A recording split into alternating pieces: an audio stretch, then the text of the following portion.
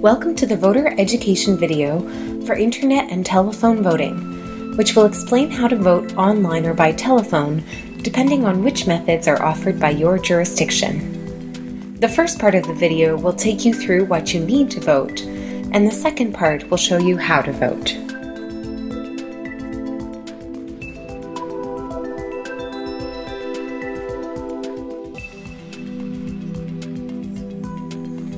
All eligible voters are pre-registered for internet voting and telephone voting if offered. You will receive a voter notification letter in the mail.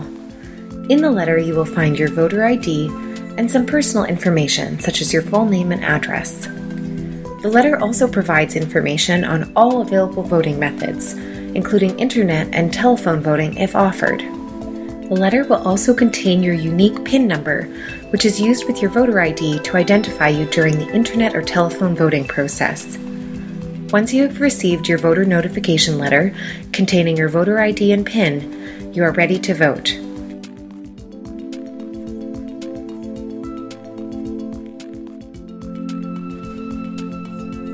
Once the voting period has begun, you will be able to cast your vote on the voting website.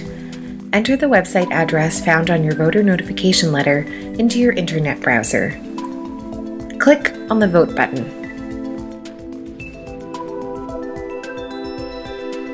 You are now in the voter login page. You will notice that there are navigation markers at the top of the screen, which list the phases of the voting process and indicate which phase you are currently in. You cannot click on these to manually move through the phases. The first step in the voting process is to log in using your voter credentials.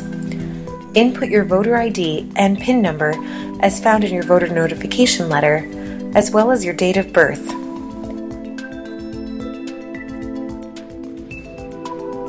Finally, complete the verification text, putting in the letters and numbers in the order they appear. If you cannot read the characters on the image, press the Reload button to load a new image. The text is not case sensitive. When you are ready to proceed, click Submit. The next step in the voting process is the Oath of Qualification and Notice of Offense. Read carefully, and if you are ready to proceed, click the Accept button to be taken to your ballot. You will now be taken to your ballot, and you will be presented with the first contest. You will see the name of the contest and how many candidates you are allowed to vote for in this contest. You will also be told how many contests there are in total. Please note that there may be additional instructions provided at the top of the page. You can select your candidate of choice by clicking anywhere in the box containing their name. When you make your selection, a check mark will appear next to the candidate you have selected. You can deselect a candidate by clicking on their name a second time. You will notice that the check mark disappears once you have deselected that candidate.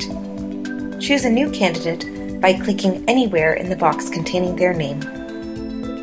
When you have completed the first contest, you can proceed by clicking on the Next Contest button at the bottom of the screen.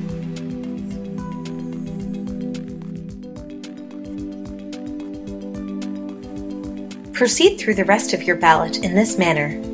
If you leave a contest blank and skip ahead to the next contest, you will be given a warning message when reviewing your entire ballot before casting. Other warnings may appear above the contest depending on your jurisdiction. Once you reach the last contest on your ballot and have completed all contests, click on the Review Ballot button to proceed. You will be taken to the ballot confirmation screen, where you will have the opportunity to review all of your selections before casting your ballot. You will notice that the warning message appears for any contest that has been left blank. You can choose to return to that specific contest and change your selections, or to cast it as is.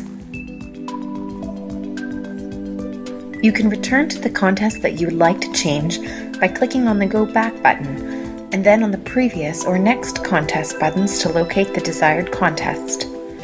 When you reach the blank contest, you will notice a warning message appears above the contest selections.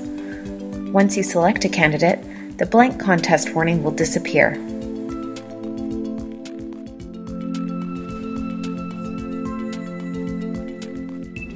will also notice that once you return to the Review Ballot screen, there is no longer a warning message on that contest. Review your ballot carefully, and once you are satisfied with your ballot, press the Cast Ballot button at the bottom right of the Review Ballot page.